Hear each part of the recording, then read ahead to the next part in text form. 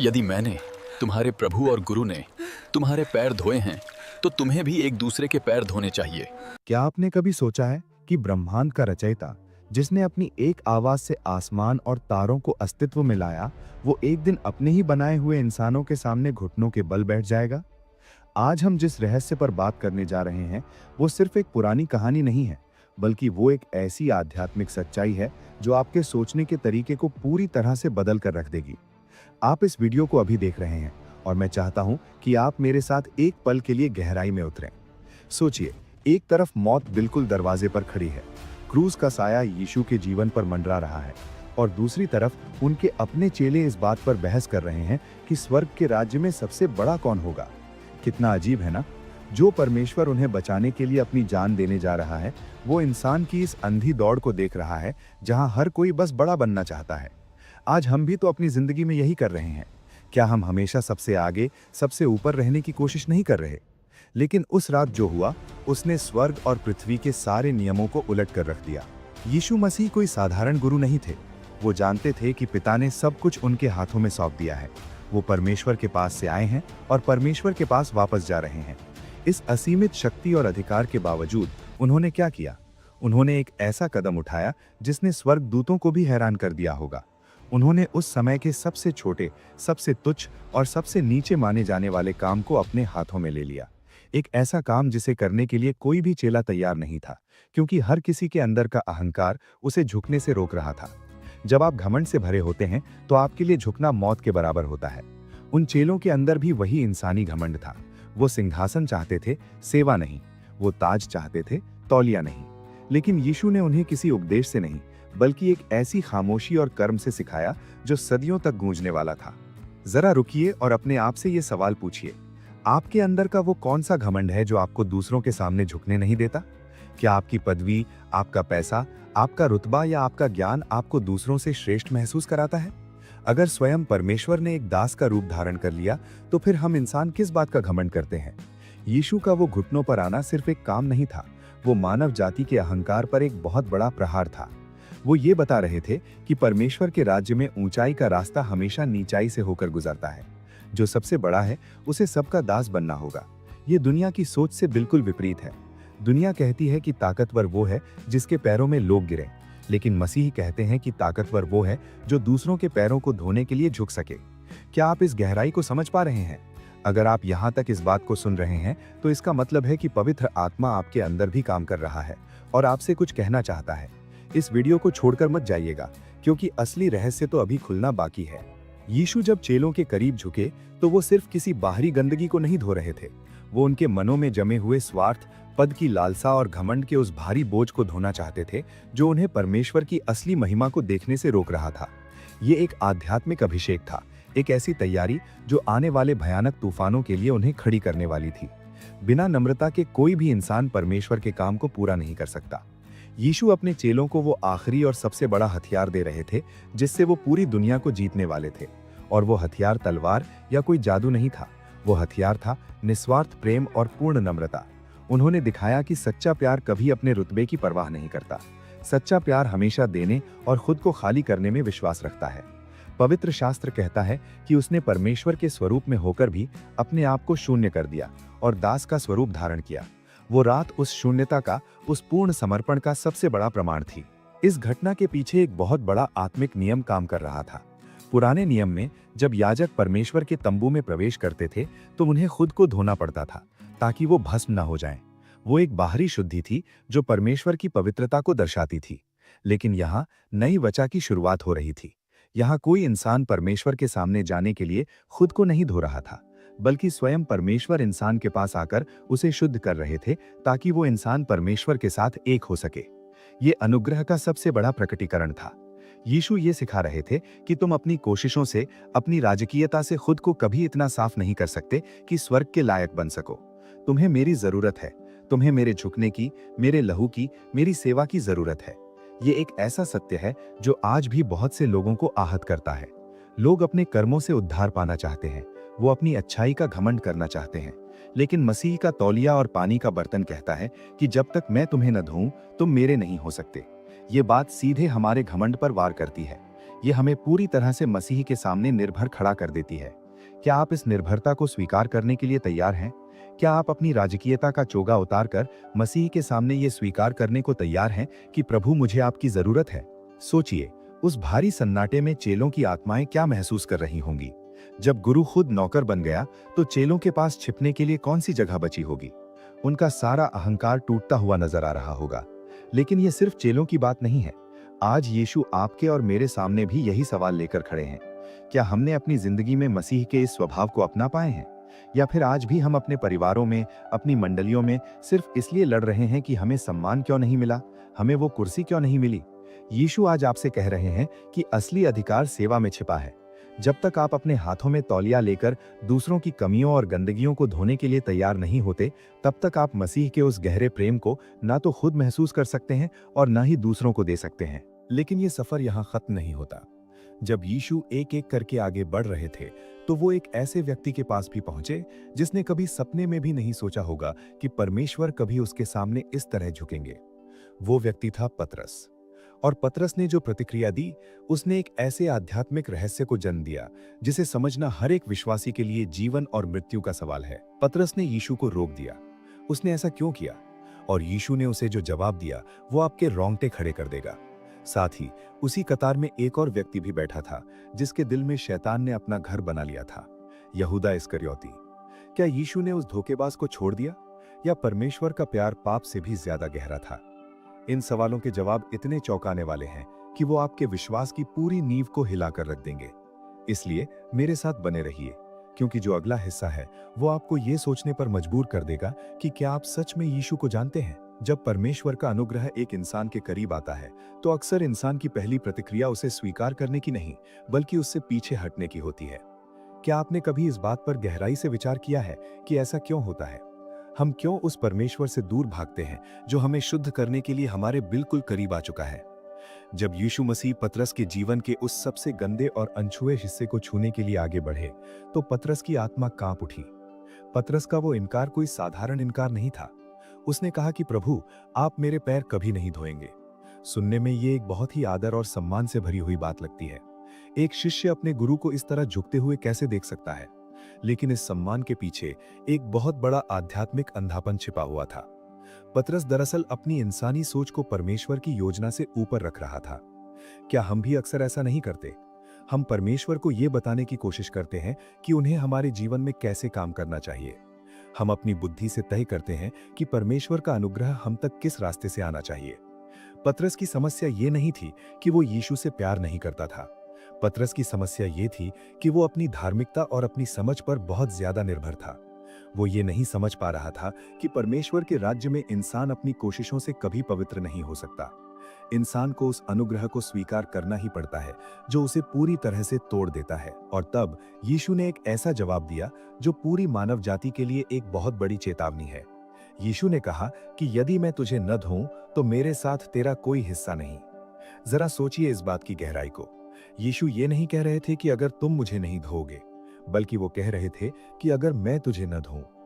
उद्धार हमारी मेहनत का परिणाम नहीं है, ये परमेश्वर के उस समर्पण का परिणाम है जहां वो खुद हमारे पापों को धोने के लिए घुटनों पर आ जाते हैं।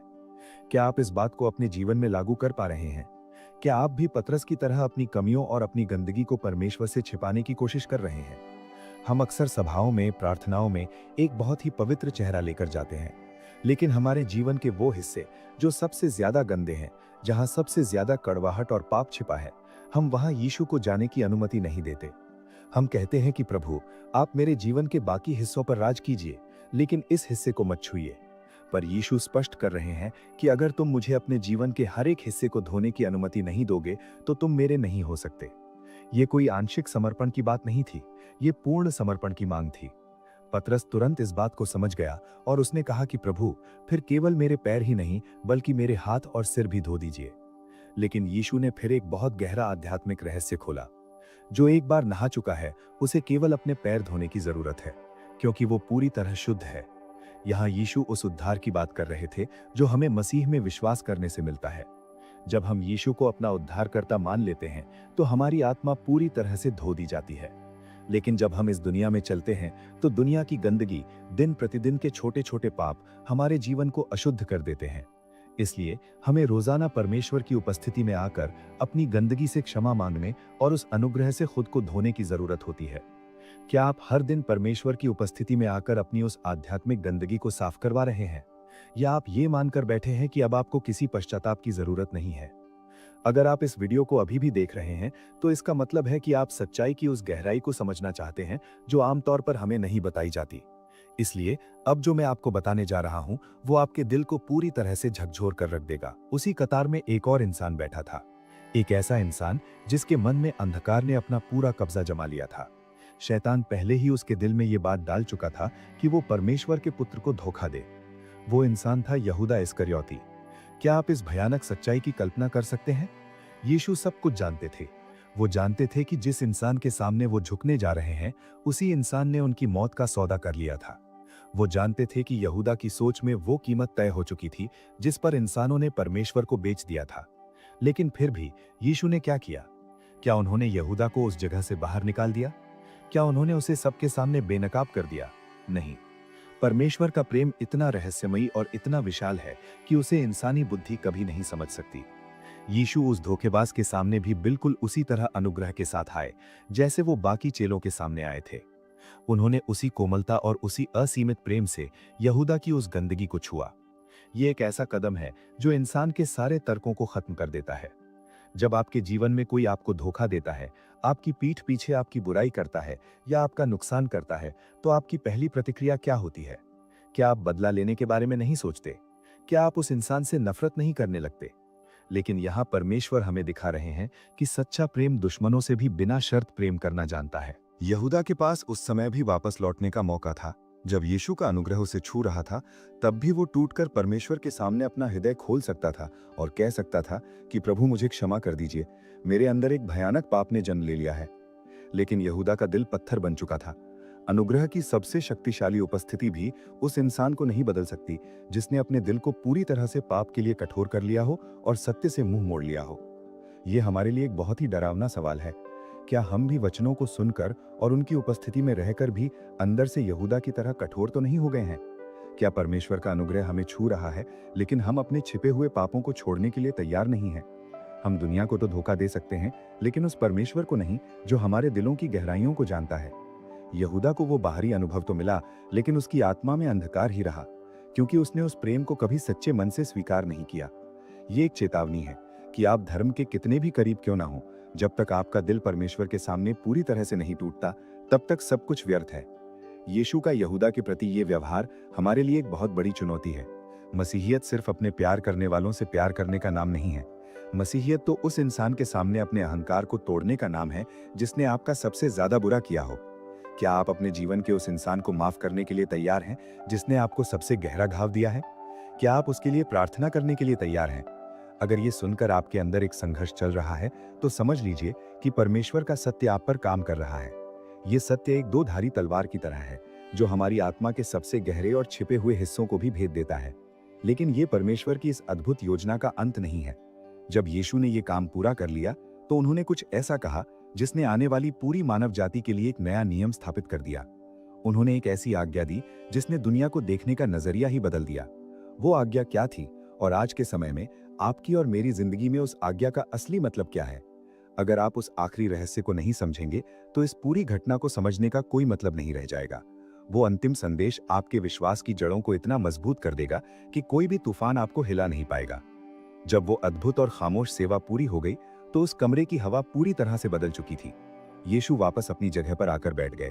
उन्होंने अपने कपड़े फिर से पहन लिए थे, लेकिन जो कुछ उन्होंने अभी किया था, उसकी गूंज पूरी मानव जाति के इतिहास में हमेशा के लिए दर्ज हो गई थी। कमरे में पसरा हुआ वो सन्नाटा अब एक भयानक आध्यात्मिक चुनौती में बदल गया था। उन्होंने चेलों की आंखों में गहराई से देखते हुए एक ऐसा सवाल पूछा जो आज ठीक इस पल सीधा आपकी और मेरी आत्मा से टकराता है। उन्होंने पूछा, क्या तुम समझे कि मैंने तुम्हारे साथ क्या किया है? ये सवाल सिर्फ उस रात के लिए नहीं था, ये सवाल आज आपके लिए है। आप मुझे प्रभु और गुरु कहते हो और सच कहते हो क्योंकि मैं हूं। लेकिन अगर मैंने, जो तुम्हारा परमेश्वर, तुम्हारा रचयिता, तुम्हारा प्रभु और गुरु हूं, तुम्हारे पैर धोए हैं, तो तुम्हें भी एक दूसरे के पैर धोने चाहिए। ये कोई मामूली सलाह नहीं थी, ये एक नई आज्ञा थी, एक ऐसा नियम जो पुरानी दुनिया के सारे स्वार्थी नियमों को जड़ से उखाड़ फेंकने वाला था। जरा रुकिए और सोचिए कि मसीह असल में आपसे क्या मांग रहे हैं। वो आपसे कोई बड़ा धार्मिक अनुष्ठान या दुनिया को दिखाने वाला कोई बहुत बड़ा बलिदान नहीं मांग रहे हैं। वो आपसे आपके अस्तित्व का सबसे खतरनाक हिस्सा मांग रहे हैं, आपका अहंकार। आज के इस आधुनिक दौर में, जहां हर इंसान सिर्फ अपने बारे में सोचता है, जहां अपनी सफलता के लिए दूसरों को कुचलना बहुत आम बात है, जहां बदला लेना ताकत की निशानी माना जाता है और किसी को माफ कर देना कमजोरी, वहां मसीह का ये संदेश एक खुली बगावत है। आज के समय में पैर धोने का असली मतलब क्या है? क्या ये सिर्फ कलीसिया में साल में एक बार की जाने वाली कोई रस्म है? बिल्कुल नहीं। आज पैर धोने का मतलब है अपने घर में उस इंसान को पूरे दिल से माफ करना जिसने आपको सबसे गहरे आंसू दिए हैं। इसका मतलब है अपने काम की जगह पर अपने पड़ोस में उस व्यक्ति की मदद करना जो हर पल आपको नीचा दिखाने की कोशिश करता है। इसका मतलब है कलीसिया में कुर्सी, नाम और पदवी की भूख को छोड़कर चुपचाप पीछे खड़े रहकर लोगों की सेवा करना, बिना ये चाहे कि कोई आपके काम की तारीफ करे। क्या हम सच में ऐसा जीवन जी रहे हैं? या फिर हम भी उसी अंधी भीड़ का हिस्सा बन गए हैं जो हर रविवार यीशु का नाम तो बहुत जोर से लगाती है, उनके गीतों पर हाथ तो उठाती है, लेकिन उनके असली स्वभाव को अपने जीवन में उतारने से साफ इनकार कर देती है। जरा पूरी ईमानदारी से अपने अंदर झांक कर देखिए, क्या आपके अंदर किसी के लिए पुरानी कड़वाहट पल रही है? क्या आप किसी ऐसे टूटे हुए रिश्ते को ढो रहे हैं जहां आपने खुद को सही साबित करने की जिद में मसीह के प्यार की बलि चढ़ा दी है? हम कितनी बार सोचते हैं कि मैं क्यों झुकूं, गलती तो उसकी थी।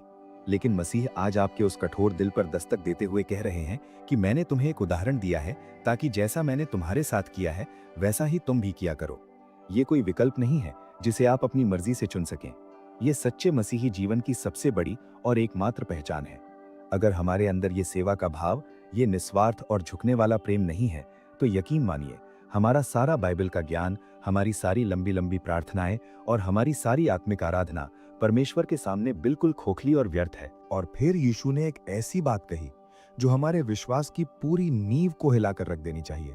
उन्होंने कहा, मैं तुम्हें एक नई आज्ञा देता हूं कि एक दूसरे से प्रेम रखो जैसा मैंने तुमसे प्रेम रखा है। इस छोटे से वाक्य में ब्रह्मांड का सबसे बड़ा रहस्य छिपा है। ध्यान दीजिए, यीशु ने यह नहीं कहा कि जैसा दुनिया प्रेम करती है वैसा प्रेम करो, या जैसा तुम अपने परिवार से प्रेम करते हो वैसा प्रेम करो। उन्होंने कहा, जैसा मैंने तुमसे प्रेम किया है। और यीशु का प्रेम कैसा था? वो ऐसा प्रेम था जो सारी महिमा छोड़कर एक गंदी चरनी में पैदा हुआ।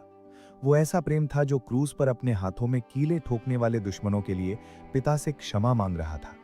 वो ऐसा प्रेम था जो धोखा देने वाले यहूदा के गंदे पैर अपने आंसुओं और पानी से धो रहा था। वो ऐसा प्रेम था जो 3 बार इनकार करने वाले पतरस को फिर से गले लगाकर अपनी भेड़ों की रखवाली सौंप रहा था। क्या आपके अंदर ऐसा बेदाग और बिना शर्त वाला प्रेम है? जब आप इस वीडियो को बंद करके अपनी रोजमर्रा की जिंदगी में वापस जाएंगे, अपने परिवार, अपने दोस्तों और अपने दुश्मनों के बीच जाएंगे, तो क्या आप इस मसीही प्रेम को अपने साथ लेकर जाएंगे? क्या आप उस घमंड के भारी चोगे को उतारकर नम्रता का वो तौलिया अपनी कमर में बांधने के लिए तैयार हैं? शैतान बहुत अच्छी तरह जानता है कि अगर आप इस सच्चाई को समझ गए तो आपका जीवन एक आग की तरह परमेश्वर के लिए जलने लगेगा। इसलिए वो चाहता है कि आप इस संदेश को सिर्फ एक अच्छी ऐतिहासिक कहानी समझकर भूल जाएं। वो चाहता है कि आप बाहर से बहुत धार्मिक दिखें, लेकिन आपके अंदर मसीही का वो सच्चा और नम्र चरित्र कभी जन्म न ले सके। क्योंकि अंधकार की ताकतें जानती हैं कि जिस दिन कलीसिया के लोगों ने सच में एक दूसरे के पैर धोना शुरू कर दिया, जिस दिन विश्वासी एक दूसरे के खिलाफ बोलना बंद करके एक दूसरे की कमियों को प्यार और अनुग्रह से ढकना शुरू कर देंगे, उस दिन नर्क के सारे फाटक कांप उठेंगे और कोई भी बुरी ताकत परमेश्वर के राज्य को फैलने से नहीं रोक पाएगी। आज आपके सामने 2 रास्ते हैं और चुनाव पूरी तरह से आपका है। क्या आप पतरस की तरह अपनी इंसानी समझ और अपनी जिद पर अड़े रहना चाहते हैं?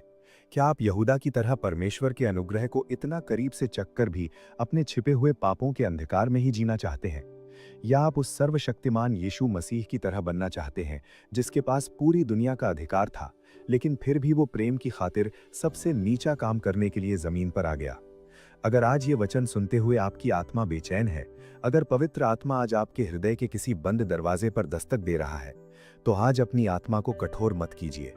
आज इसी पल जहां भी आप हैं, परमेश्वर के सामने झुकिए, अपने सारे बहाने छोड़ दीजिए और कहिए कि प्रभु, मुझे मेरे उस घमंड से आजाद कर जो मुझे दूसरों के सामने झुकने नहीं देता। मुझे वो दिल दे जो बिना किसी स्वार्थ के दूसरों की गलतियों को माफ कर सके। मेरी आंखों से वो अंधापन दूर कर, ताकि मैं कलीसिया और अपने घर में पदवी या सम्मान नहीं, बल्कि दूसरों की सेवा करने के मौके ढूंढ सकूं। प्रभु, मुझे वो तौलिया उठाने की ताकत दे। याद रखिए, जिस दिन आप खुद को पूरी तरह से शून्य कर देंगे, जिस दिन आप अपने अधिकार और अपने मैं को क्रूस पर चढ़ा देंगे, ठीक उसी दिन परमेश्वर आपको अपनी उस महिमा से भर देंगे जिसकी आपने कभी कल्पना भी नहीं की होगी। यही है वो असली आध्यात्मिक रहस्य, वो जीवन बदलने वाली सच्चाई जो मसीह उस रात अपने चेलों को और आज सीधा आपकी आत्मा को सिखाना चाहते थे। इस सत्य को सिर्फ कानों से मत सुनिए, इसे अपने खून में बहने दीजिए, इसे अपनी जिंदगी का सबसे बड़ा नियम बना लीजिए। क्योंकि आज इस हताश, टूटी हुई और स्वार्थी दुनिया को हमारे उपदेशों से कहीं ज्यादा मसीह के उस जीवित प्रेम की जरूरत है, जो आज भी हाथ में पानी का बर्तन और तौलिया लेकर जमीन पर बैठने के लिए तैयार है। क्या आप वो मसीह